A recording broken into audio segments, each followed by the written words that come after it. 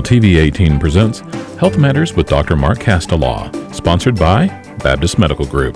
BMG is our area's leading multi-specialty physician practice, with more than 500 physicians representing 40 specialties in the Mid-South. They provide a comprehensive range of care for all ages. Whether you need a family doctor, a pediatrician, heart surgeon, or cancer care, BMG gives you access to the most trusted doctors and nurses in our region. More information on Baptist Medical Group can be found online at www.baptistdoctors.org or at 901-227-DOCS to determine the best provider for your healthcare needs. Baptist Medical Group. Get better.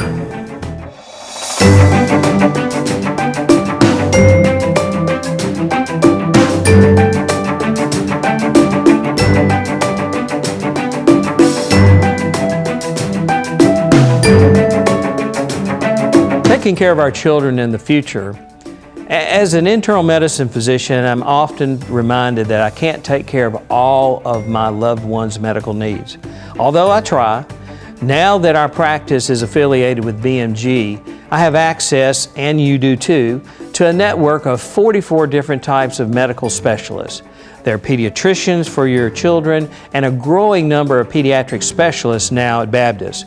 Today on Health Matters, we're talking about changes for the future of healthcare and changes at Baptist Memorial Healthcare. We'll have experts and an amazing story of how children's lives are changed.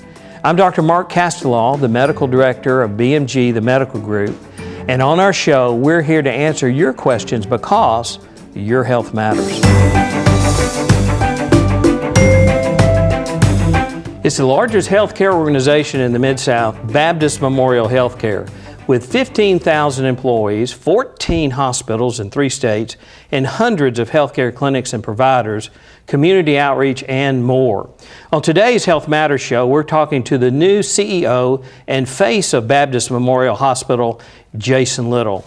Thank you, Jason, for being here today. Thank you for having me, Dr. Castelaw. Now, tell me about your new role at Baptist. Well, it's a real privilege and an honor. As you said, getting to represent 15,000 employees and carry out our mission, which mirrors the threefold ministry of Christ of healing, preaching, and teaching, and really following in the footsteps of a guy who's have really big shoes to fill. That's Steve Reynolds. For 43 years, he worked for Baptist, and for 20 of those years led our organization as CEO.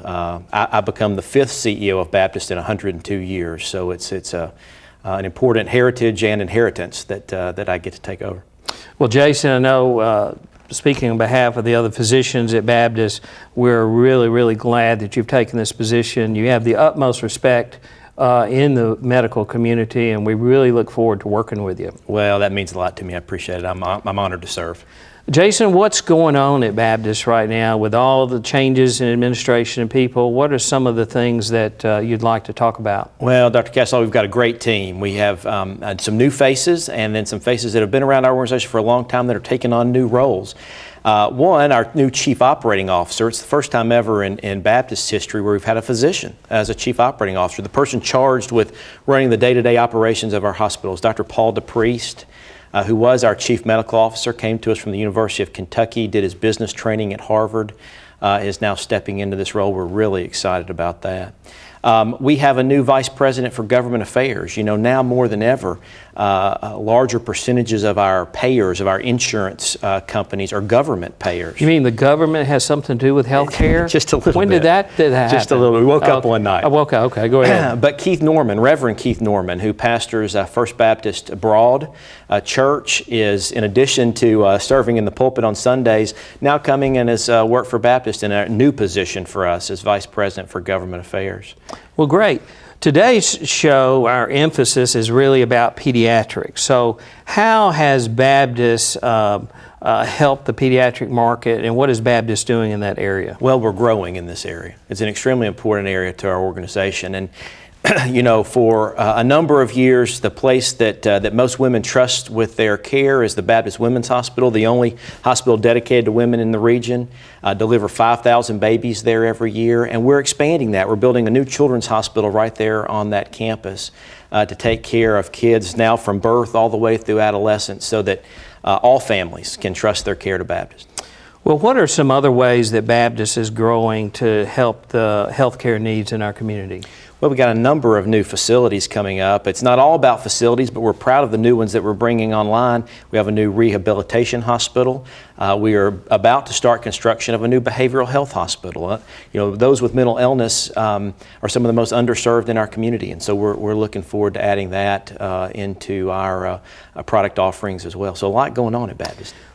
One of my main area in primary care, what's Baptist doing with primary care right now and minor meds and things like that? Well, we're expanding again. I mean, our goal is to be the integrator of healthcare. When you need something, you just call on the Baptist name and we'll be there as a trusted reputation and provider of that care. And so access points are extremely important. As an example, just down on Union Avenue, we've just opened a new flagship primary care clinic. It's a beautiful facility. If you haven't been down there, you need to go down there, whether if you're sick or not, and check it out. It's a beautiful facility. Yeah, well, it was the old post office, and so a lot of renovations added to that. It's an urgent care where you can just walk in, or you can have an appointment to see the great physicians that are down there. And so really expanding those access points through urgent care, minor med, wherever you need us, we want to be there when you need us. What do you see as some of the future for Baptist? Well, I think, again, as healthcare kind of becomes global almost, you can pull up on your iPhone now all kinds of apps to help you take care of health. And so informatics is becoming an increasingly important part of our entire service offering. And so we've spent about $300 million on a state-of-the-art electronic medical record to put information not only at the fingertips of the physicians and the providers, but also the patients. So you can, from anywhere, go online, download your immunization records for your kids, or upload blood pressure information, and really have a portable record right there at your fingertips. Thank you, Jason Little, President and CEO of Baptist Memorial Hospital, for you being here and being our guest, and we really do look forward to working with you at Baptist. Thank you. How one woman CEO is helping children with a vision for the future that leads children to see.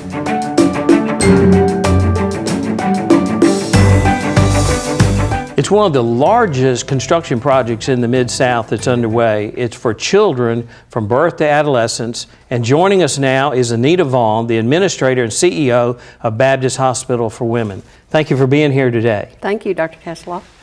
Well, Ms. Vaughn, on the way to the studio today, I drove by the Women's Hospital, and all this construction is going on. All the steel is put up and everything. What in the world is going on?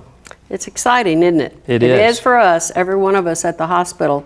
But let me start back 2 years. Baptist has done pediatrics for 102 years. But in 2012, the decision was made that we'd move pediatrics from Baptist Memphis to the Women's Hospital. It has been our dream for the 12 years we've been open that it would be a women and children's hospital. So we're all ecstatic about that. Phase 1, we actually moved the inpatient unit, the pediatric inpatient unit, and we moved outpatient diagnostics and started doing surgeries. And what you're seeing is what we call Phase 2. Phase 2, we're actually building a 4-story building connected to the hospital. The bottom floor, which will open in January, is our pediatric emergency room. It is currently at Baptist Memphis, and it has 5 exam rooms, and it's going to expand to 8 exam rooms. And also on the first floor is what we call PD Perch. And that's our mascot, our parrot, and that's where we do outpatient pediatric procedures and diagnostics. So this will be a full-service hospital where not only will you see sick and well babies, but for surgeries and diagnostic testing as well for children? Yes, yes, sir. And we're very happy. We deliver 5,000 babies a year, and we've delivered about 65,000 since we've been in our location. So we want to be able to give a continuum of care to those children. Well, I've recently had 2 grandbabies born at your hospital, and they just had a wonderful experience. And recently we had one that had to visit the emergency room for a little croup, and the experience there was wonderful. It seems like the staff really care about the children. Right, and good thing, that staff will be transferring right over to our location, and we'll be expanding it. So now, what do you see as the timetable of when this is all going to be available? Well, we're looking at towards the end of January will actually be the opening of the emergency room and the movement of PD Perch to that area. But right now, we have our inpatient services open and we do pediatric surgery every day. So if someone has a child at Baptist Women's and they need a pediatrician, is that something that you can help them get plugged into a pediatrician for their continued well baby exams and issues like that? Every day, every day. We have the list. We have 120 pediatricians and specialists, and we have our list right there, and we talk with mom and dad and look at their zip code or what's convenient for them. And we can get them hooked up with one of our BMG doctors. With all of this expansion and growth that you're having, what do you see as some of your challenges coming down the road with all this? Well, it's you can see our construction and challenge with the building. I think we're on target. We're doing well with that. But the big challenge is all the services that go into that building and having the specialty coverage that we need and very competent staff. And we are working on that. We have them now, but we're working on expanding all of that and doing different agreements with different specialties to make sure we've got good coverage for whatever a child may enter our doors. So if right now, if parents out there are looking for a pediatrician and they really don't know, say they just moved to town and they need a doctor for their child, how do they get plugged into the system? Well, they can call us and we'll refer them to BMG, or we have the list of all the doctors. And if they can, we can direct them to our service so that they can look it up on the internet and see which office or physician seems to click with them. Well, this is an exciting time for Baptist Women's and pediatrics as well. And I just want to tell you from the staff side how much we appreciate your leadership and how much we respect what you have done. You're one of the leading CEOs in Memphis, and we really appreciate the hard work that you've done for the hospital and for the patients, and we really appreciate what you've done. Thank you. It's been a joy every day because of the staff that work with us. Great. Thank you, Ms. Fawn, for being on Health Matters today. Coming up, a patient who had a life-changing event happen after a photo was posted on Facebook.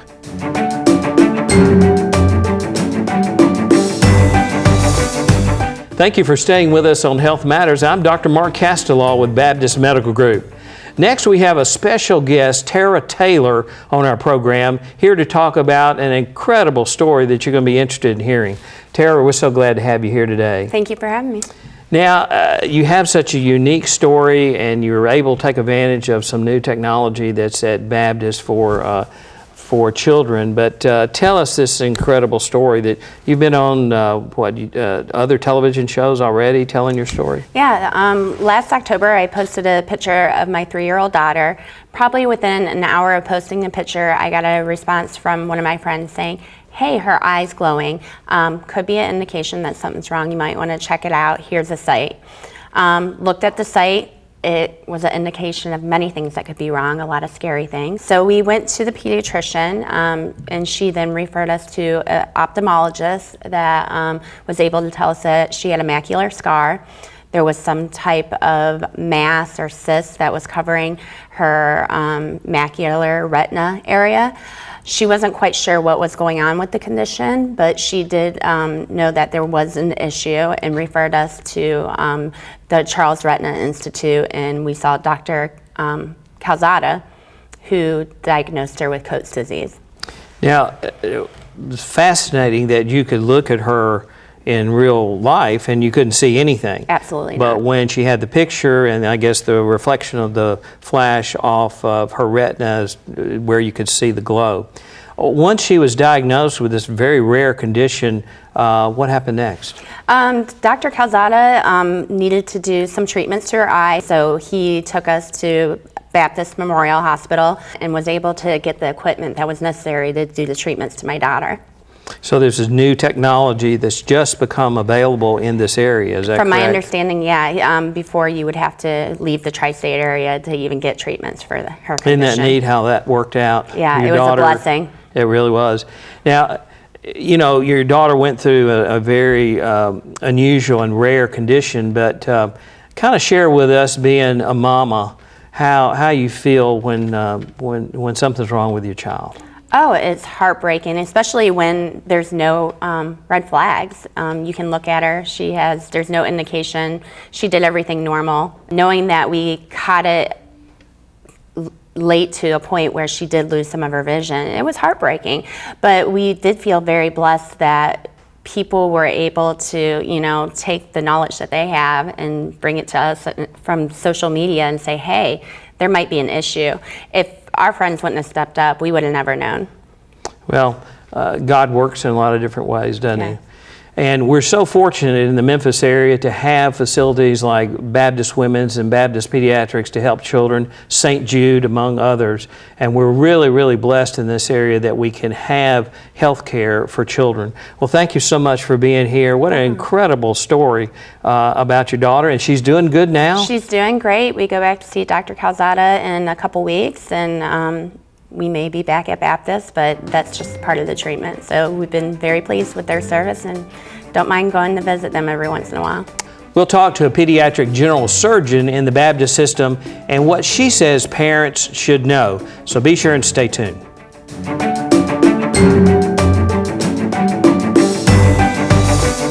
She's the first for Baptist in the Mid-South, and she's already making a difference in children's lives. Joining us is Dr. Fawn Lewis, a pediatric general surgeon with Baptist Medical Group. Thank you, Dr. Lewis, for being here today. Thank you. Now, you are a pediatric general surgeon and also, I understand, do some thoracic chest work as well. Yes. What are some of the common procedures that you do in pediatrics? The most common procedures that we do are more simple. They're umbilical hernias, inguinal hernias, pyloric stenosis. People will come with children, want to maybe evaluate a birthmark or something of concern. Common things are common. However, really the more acute or more emergency things are things that we typically specialize in, like blockages of the intestine in little premature babies, or problems when babies are throwing up and cannot eat and drink properly. Well, let me talk to you about that for a second, because this is something I've had patients ask me about as well. And this is always a major concern because parents are aware of pyloric stenosis, which is a blockage in the stomach that children are born with. And sometimes you don't know that till they start throwing up. What are some of the signs and symptoms for parents to look for if a child should have that condition?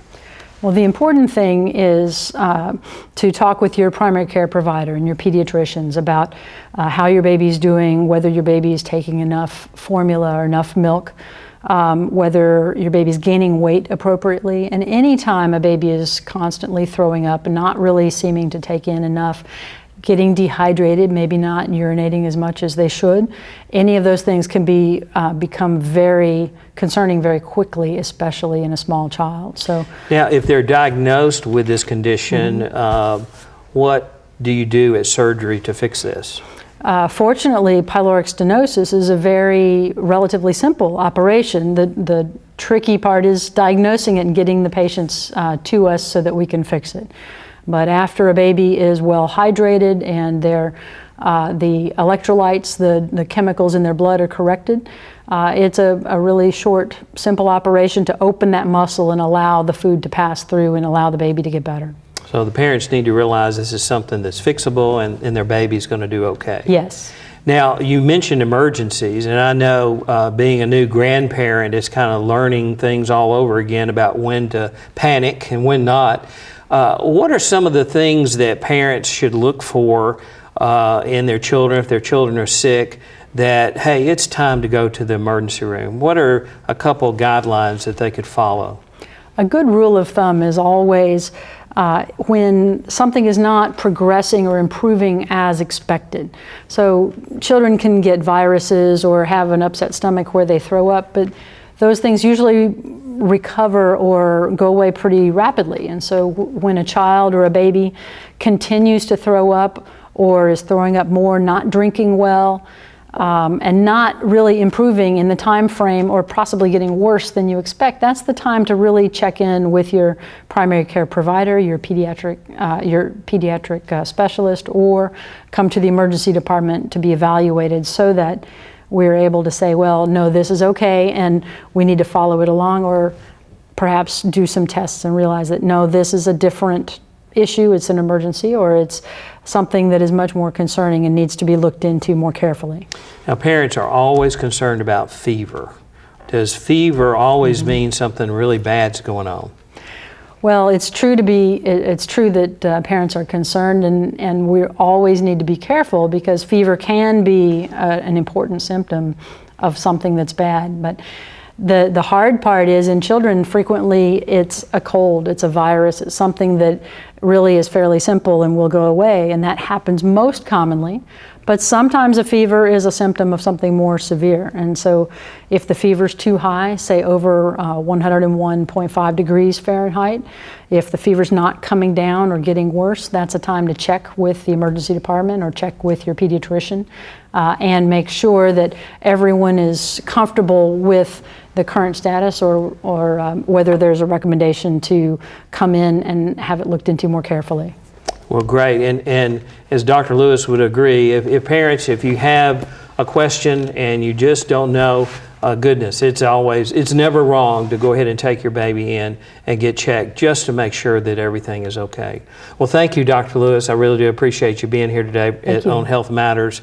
And we're so thankful for doctors like you who take care of our children and grandchildren, being a grandpa. Next, we'll meet a pediatrician to answer all of your questions about children's health. So stay with us. And in addition, I'm going to tell you the proper way to change a diaper. Now that is worth staying tuned in for.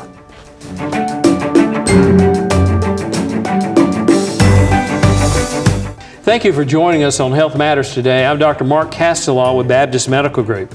Joining us now is Dr. Angela Schultz, a pediatrician with BMG Wolf River Pediatrics. Thank you for being here today. Thanks for having me. Now, you are a pediatrician and see general pediatrics, so tell me what the typical patient that you see every day.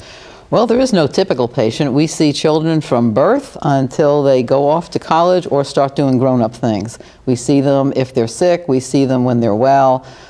We see them when they come in and they think they have something and there's nothing there, and we tell them that. So we see all different kind of kids for all different kind of reasons. Do you see a lot of parents sometimes that bring children in, just especially new parents, they're just not sure if their child is sick or not, and they just want to bring them in and let you check them out? Definitely, and I appreciate that, because if you're not sure and you're worried about your child's not acting right, doesn't seem to be enjoying his usual activities, not eating, drinking, peeing like he should, just doesn't look right, bring him in. That's the child that really does need to be seen, not so much with fevers. Right. Well, I tell parents that all the time. If there's a question or problem, just go get checked and make sure it's not working. Couldn't hurt. Now, you were mentioning about fever. I asked the doctor before this segment about fever. When do you consider fever an issue? Fever by itself just tells you something's going on. Doesn't necessarily mean the child is really sick enough to be seen by a doctor. A lot of times it is just viruses, like Dr. Lewis said. Usually, if it's a low-grade fever, it lasts a couple of days, the child is eating, drinking, looks okay, running around. I had a child, 104 fever, out there playing softball. He just had a little virus. Now, I don't recommend that if he has 104, you let him play outside like that. But just to show you, a couple of days of a little bit of a fever, and it goes away, that child just had a little virus. However, if you have a young child, somebody who's 2 months or younger, and that child has a low-grade fever, even 100.4, almost nothing, a little tiny fever like that, that's a medical emergency, and you need to see your doctor or go to the emergency room immediately. Don't wait till morning. What about well children? You know, in my specialty, internal medicine, we're very proactive about preventive medicine, people coming in and getting their physicals and such. Well, what about children coming in for well baby visits or well children visits? That's the most important thing we do, because we want to keep our kids well. We want to prevent things like diabetes, obesity, heart disease. We want to find small problems before they turn into big problems. And one of our best weapons in the arsenal to prevent infectious disease are the vaccines. They're the most important things we have. Please educate us about vaccinations and how important they are. Okay, the autism question, I hope, has been laid to rest. There is no evidence that links autism to any of the vaccines. The best place to go for information is cdc.gov. They'll give you everything that you want to know about all research that is reliable, good research that you can look up yourself. But when you do look up all that research, you're going to find that the vaccines do not cause autism. Vaccines certainly do have some side effects. Most times, babies have no problems at all with these vaccines. Sometimes there's low-grade fever, muscle ache, irritability. You might have some redness or soreness at the site of the injection. It's rare to have a high fever, screaming episodes, seizures, or paralysis. Those kind of things can happen, but they're rare. And something like that happens, you definitely call your pediatrician right away and let them know what's going on. So young parents, they read all this that they see in the press about vaccinations. The risk-benefit ratio for vaccinations is truly on the side of getting the vaccination. Right. The benefit far outweighs the risk. Years ago, before we had vaccines, you look in some of these old cemeteries around Memphis, you see so many grave sites for little tiny babies and toddlers. That's because those kids died of diseases like diphtheria, things we've never even seen in the last 50, 60 years because we have these vaccines. So these vaccines save lives. And now they got a vaccine that prevents cancer from human papillomavirus. That's like the greatest thing I've ever seen. So there's no reason to not give your child that benefit. Thank you, Dr. Schultz. We really do appreciate you being on Health Matters today and taking your time from your busy practice. Thank you. And now, next on Health Matters. Whoa, wait a minute. What's that? I thought you were going to tell us the best way to change a diaper. Oh, yeah. The best way to change a diaper is hand the baby to their mother. Now, this is Dr. Mark Castelaw with Health Matters.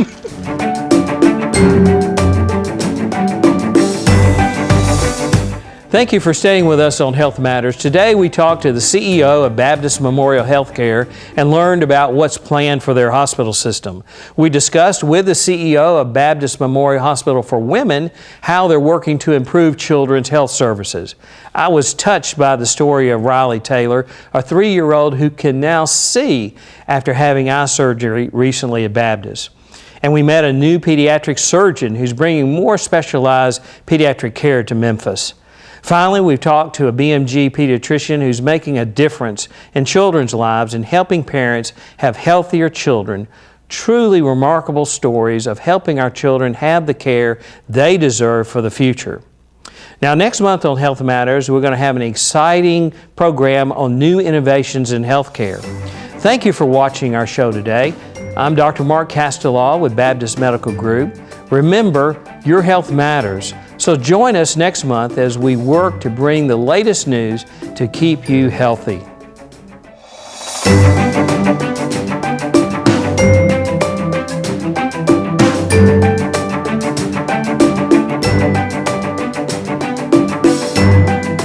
WYPL TV 18 presents Health Matters with Dr. Mark Castelaw, sponsored by Baptist Medical Group. BMG is our area's leading multi-specialty physician practice, with more than 500 physicians representing 40 specialties in the Mid-South. They provide a comprehensive range of care for all ages. Whether you need a family doctor, a pediatrician, heart surgeon, or cancer care, BMG gives you access to the most trusted doctors and nurses in our region. More information on Baptist Medical Group can be found online at www.baptistdoctors.org or at 901-227-DOCS to determine the best provider for your healthcare needs. Baptist Medical Group. Get better.